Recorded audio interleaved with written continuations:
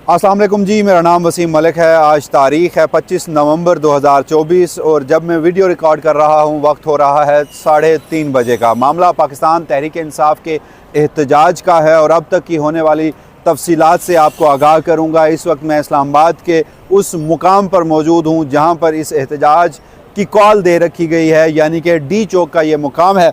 यहाँ की भी सूरत हाल आपको मैं बताऊँगा, मगर गुज़श्ता रात जो मैंने वीडियो की आपको बताया कि जो KPK से चलने वाले जो काफ़िले हैं बलूचिस्तान और KPK के जिनमें GB के काफ़िले भी शामिल थे, बड़ी तादाद में जो लोग साबिक़ वज़ीर-ए-आज़म इमरान खान की कॉल पर इस्लामाबाद आ रहे थे वो गुज़श्ता रात पंजाब की हदूद में दाखिल हुए थे।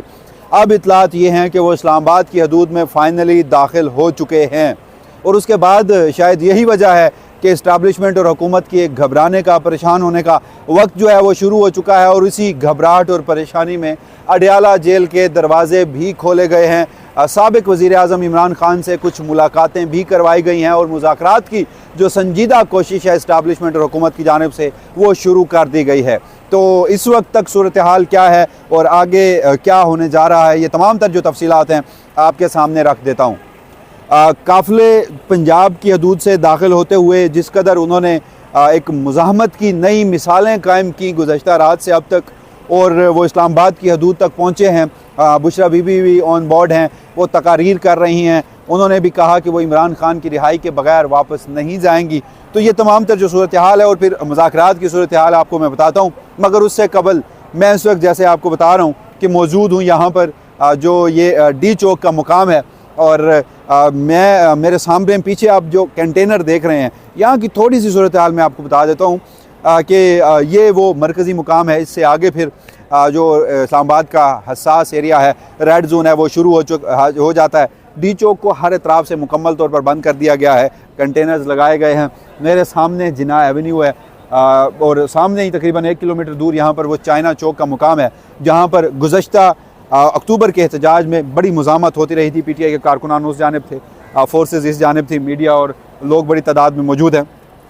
एक तब्दीली अब तक ज़रूर आई है, सुबह से मैं यहाँ पर मौजूद हूँ, कि जो यहाँ पर नफरी थी उनमें से कुछ को अब आगे मूव कर दिया गया है, क्योंकि जैसे ही इतलात ये आई कि जो काफ़िले हैं वो अब करीब आते जा रहे हैं, तो जिसके बाद फिर यहाँ पर हमने देखा कि मुख्तलिफ इसमें मामलात हैं। सिंध पुलिस जो है वो भी इसमें शामिल है, इस्लामाबाद पुलिस, रेंजर, इवन के जो यहाँ पर हमने देखा कि जो ट्रैफिक पुलिस है उसको भी इस बार इंगेज किया गया है। शेल के जो डब्बे हैं और पुलिस का वो जो एक यूनिट है जिसने शेल फायर करने हैं वो भी खासे एक्टिव हो चुके हैं। तो ये अब तक बहरहाल डी चौक की सूरत हाल थी। अब मैं आपको बता देता हूँ काफ़िलों की सूरत हाल। हमारे दोस्त हैं नासिर भट्ट साहब, ये यहाँ पर आए हैं, मौजूद हैं। सर आएँ अगर आप हमारे साथ तो चलें। तो मामलात ये थे कि अब मौजूदा लम्हों में जो काफ़िलों की सूरत हाल है वो मैं आपको बता दूँ। डी चौक इस्लामाबाद की जानिब आने वाले KPK के काफ़िलों में लेटेस्ट डेवलपमेंट ये है कि जो वो काफ़िला बलूचिस्तान से निकला, बलूचिस्तान से बड़े काफ़िलों की सूरत में DI खान आया, हम रिपोर्ट करते रहे आपको। वो DI खान से फिर उमर अमीन जो अली अमीन के भाई हैं और शाहिद खटक पाकिस्तान तहरीक इंसाफ के, उनकी क़यादत में उस काफ़िले में जो बलूचिस्तान का साउथ है, माज़रत के साथ KPK का साउथ है, वो जो डिस्ट्रिक्ट्स हैं वज़ीरिस्तान, टांग, दीर, वो वाले DI खान के साथ वाले, वो भी उसमें शामिल थे। तो ये काफ़िला जो DI खान से मोटरवे पर जो CPAC M14 मोटरवे है, वहाँ पर बदतरीन रियासती फस्तायत और जबर का सामना करते हुए तकरीबन 20 घंटों में ये पहुँचा था आज सुबह हकला इंटरचेंज पर। गुज़श्ता रात इन्होंने मज़ामत की मिसालें कायम की, क्योंकि वो जो मोटरवे है वो उसकी साख्त ऐसी है, पहाड़ों को काट कर वो मोटरवे बनाई गई है। अगर कुछ दोस्तों ने उस मोटरवे पर सफ़र किया है तो आपको बखूबी अंदाज़ा होगा कि दोनों तरफ में पहाड़ है, दरमियान में मोटरवे है, तो वहाँ पर हर तरफ से शेलिंग होती रही। लेकिन इन लोगों ने मज़ाहमत का सामना किया, फस्तायत का सामना किया और इस तरह के सारे मामलात के बाद अब इस वक्त जब मैं वीडियो रिकॉर्ड कर रहा हूँ ये काफ़िला जो है, और इसमें बताया जा रहा है 10 से 15 हज़ार के लगभग इस काफ़िले में लोग मौजूद हैं और ये पहुँचा है इस्लामाबाद का जो तरनोल का मुकाम है। यानी तरनोल के मुकाम से 5 मिनट की ड्राइव, वैसे तो रास्तों की बंदिश है, काफ़िले भी लंबे हैं, थोड़ा टाइम लगेगा। 26 नंबर आता है और 26 नंबर से फिर श्रीनगर हाईवे से टुवर्ड्स डी चौक, तो अब इनका जो सबसे बड़ा आमना सामना होना है फोर्सेस के साथ वो 26 नंबर का मुकाम होगा, जहाँ पर बड़ी हर्डल्स क्रिएट किए गए हैं, बड़े रास्ते रोके गए हैं, फोर्सेस वहाँ पर तैनात की गई हैं, रेंजेस वहाँ पर तैनात की गई है। तो अब वो काफ़िला तरनोल पर इंतज़ार कर रहा है अली अमीन गंडापुर के उस काफ़िले की जिसमें शामिल हुआ था KPK का वो हज़ारा डिवीज़न, जो पहले क्योंकि GT रोड बंद कर दिया गया था, मोटरवे हज़ारा वाली उस पर कुछ मामलात और थे, बंद थी। तो ये काफ़िला इस्लामाबाद से एयरपोर्ट की जानिब से निकलते हुए पीछे जो खानपुर डैम रोड है, जो वो रोड आगे जाकर निकलता है हरीपुर, उस रूट को इस्तेमाल करते हुए टेक्सला के मुकाम पर पहुंच गए थे, जिसके बाद इनको वापस बुलाया गया अली अमीन गंडापुर के काफ़िले के साथ। तो फिर ये लोग वापस गए, ये अली अमीन गंडापुर के काफ़िले के साथ मिले और फिर इन्होंने वो जो कटी पहाड़ी का मुकाम था वहाँ पर सबसे ज़्यादा मज़ामत हुई, शेलिंग हुई, पुलिस के साथ इनका आमना सामना हुआ, रेंजर वहाँ पर तैनात थी और ये गुज़श्ता रात से सुबह के वक्त में इन्होंने वो कटी पहाड़ी का जो इलाका है वो क्लियर कराया। तकरीबन 1 किलोमीटर रिपोर्टेडली 1 किलोमीटर का जो एक डिस्टेंस है इसमें कंटेनर्स रखे गए थे, कंटेनर्स के अंदर मिट्टी भरी गई थी, पथराव भी किया गया इस काफ़िले के ऊपर, शेल भी बरसाए गए, रबर बुलेट्स भी बरसाए गए इस काफ़िले के ऊपर, मगर ये डटे रहे। मज़ाहमत की एक नई दास्तान जो है वो रकम की। अब ये काफ़िला जो था ये अब से कुछ देर कबल बुरहान इंटरचेंज पर था और उसने पहुंचना था इनके साथ शायद खटक लोगों का ये जो काफ़िला है उमर अमीन वाला 26 नंबर, तो ये फिर इकट्ठे होके आगे बढ़ेंगे। तो अब हम ये कह सकते हैं एटलीस्ट कि जो KPK से निकलने वाले काफ़िले थे, बलूचिस्तान से निकलने वाले काफ़िले थे और इनमें साउथ पंजाब का एक काफ़िला भी शामिल है, साउथ पंजाब से भी लोग निकले हैं, तो वो अब इस्लामाबाद की हदूद में फ़ाइनली जो दाखिल हो चुका है या फिर दाखिल होने वाला है और इनका सबसे बड़ा टाकरा होगा अब 26 नंबर के मुकाम पर। तो ये अब तक की बहरहाल सूरत हाल थी। तो आज सुबह को और बड़ी खबर सामने आती है।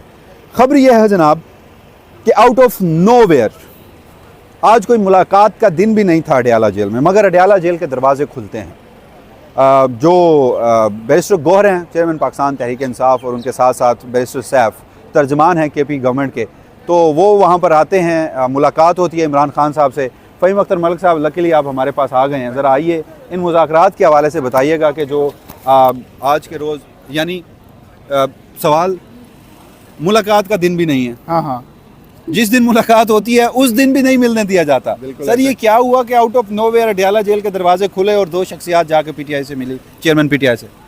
पहले हुकूमत ले रही थी इमरान खान और पाकिस्तान तहरीक इंसाफ की सतजाजी कॉल को गैर संजीदा। ओके, वो कह रहे थे कि ये हमें मजाक कर रहे हैं, अली अमीन गंडापुर के ऊपर लोगों का एतमाद ख़त्म हो चुका है, PTI की जो मौजूदा लीडरशिप है इसके अंदर काफ़ी ज़्यादा इश्यूज़ चल रहे हैं, तो ये ऐसे बातें करेंगे, हम इनकी बात ही नहीं सुनते।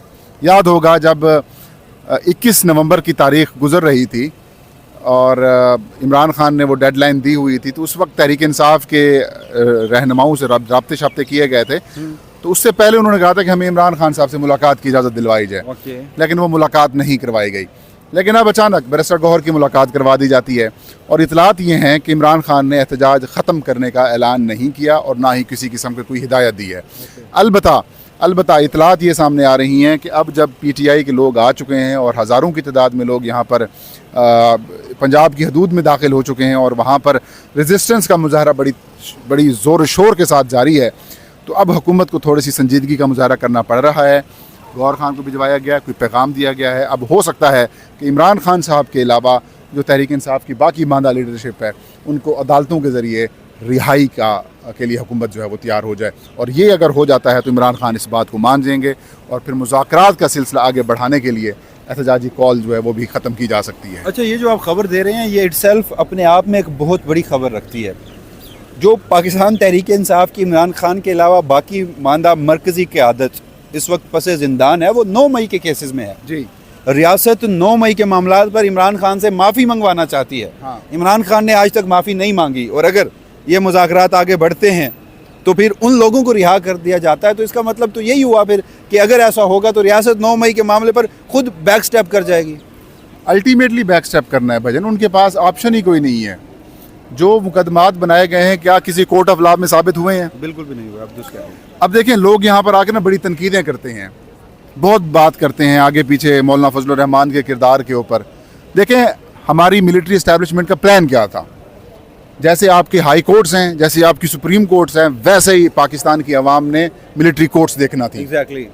तमाम तर तैयारियां मुकम्मल थी, जज भी तैयार थे, इन्हीं के अपने ऑफिसर्स थे, और तो और जो बाकी मामलात हैं, कोर्ट रूम के मनाजिर, ये वो जिस तरीके से सारे मामलात वो भी तैयार थे। प्लान कर लिए गए थे। वो तबाह कैसे हुए मौलाना, नो डाउट इसमें देखिए 26वीं आईनी तरमीम में जिस हद तक वो मौलाना फजलुर रहमान बिल्कुल दुरुस्त कहते हैं, हमने उन चीज़ों को विटनेस किया, हमने पहले वाले ड्राफ्ट पढ़े और हमने फिर दूसरा ड्राफ्ट भी पढ़ा, तो उस सांप का जो जहर था या उसका सर भी, इवन के मैं तो ये कहूँगा कि मौलाना कहते हैं कि सांप का जहर निकाला हमने, मैं ये कहता हूँ कि उस जहरीले सांप का सर कुचला है। उस सर कुचलने की वजह से इतनी ज़्यादा घबराहट है, इतनी ज़्यादा परेशानी है कि अब धमकियों तक भी उतरे हुए हैं कि मौलाना साहब को धमकियां वगैरह दी जाती हैं, आगे पीछे से आपके साथ ये हो जाएगा वो हो जाएगा, नाराज़गियां भी बढ़ी हुई हैं उनके हवाले से। तो अब जो 9 मई वाली कहानी थी ना, वो बेसिकली मिलिट्री कोर्ट्स ना बनने की वजह से तबाह व बर्बाद हो चुकी हैं, ख़त्म हो चुकी हैं। और ऊपर से आपका जो सबसे बड़ा सोर्स है जो बाइडन अमेरिका, वो भी ख़त्म हो चुका है। तो अब वो कहानी ख़त्म है, अब वो कहानी ख़त्म हो चुकी है। अब 9 मई हो या बाद वाले मामला जो भी आपने इनके ऊपर मुकदमात बनाए हुए हैं, वो सारे अल्टीमेटली वसीम मलिक साहब वो ख़त्म होने हैं। और चांसेस तो यही हैं कि जनवरी या उससे कुछ दिन पहले या जनवरी के मिड तक खान साहब भी रिहा हो जाएंगे। ओके सर, बहुत शुक्रिया आपका जी। नाज़रीन, आपने सुना एहतजाज के हवाले से जो इस्टेब्लिशमेंट को या हुकूमत को बैक फुटिंग पे जाना पड़ा है, उसकी बुनियादी वजह पाकिस्तान की आवाम ने, बिलखसूस बलूचिस्तान, साउथ पंजाब और खैबर पख्तूनख्वा की आवाम ने मज़ाहमत की जो एक नई मिसाल कायम की। वो ये समझते हैं कि उनका जो लीडर है वो गैर कानूनी तौर पर जेल में इस वक्त कैद है, लिहाजा उसकी रिहाई के लिए या फिर उसकी जानिब से अल्टीमेट जो फ़ाइनल कॉल थी उस पर बुलाए जाने पे जिस कदर लोग निकले हैं, पाकिस्तान तहरीक इंसाफ और इमरान खान ने इस मुल्क में मज़ाहमत की एक नई मिसाल कायम की है। पाकिस्तान तहरीक इंसाफ, इमरान खान और उसके कारकुनान ने फ़ौजी इस्टेब्लिशमेंट से डील की बजाय अपने प्रिंसिपल मौक़िफ़ पर डट के खड़ा रहने पर, रियासती फस्तायत बर्दाश्त करने पर और अपने जमहूरी और आइनी और पुरअमन एहतजाज के हक़ को इस्तेमाल करते हुए जिस कदर अब तक की इत्तलात के मुताबिक रियासत को बैक स्टेप पे दे धकेला है, ये इटसेल्फ अपने आप में एक बहुत बड़ी खबर है। तो इस हवाले से काफ़िले भी पहुँच चुके हैं, मुज़ाकरात भी हो चुके। अब देखना ये है कि जब बैरिस्टर गोहर और अली जो बैरिस्टर सैफ हैं, ये जाकर बुशरा बीबी को या फिर अली अमीन गंडापुर और PTI की जो दीगर क़यादत है उसे जाकर आज के रोज़ क्या कुछ हुआ बात करते हैं, कोई मुज़ाकरात की संजीदा कोशिश होती है और फिर पाकिस्तान तहरीक इंसाफ जो है वो मुमकिन तौर पर इस्लामाबाद दाखिल होने से भी रुक सकती है।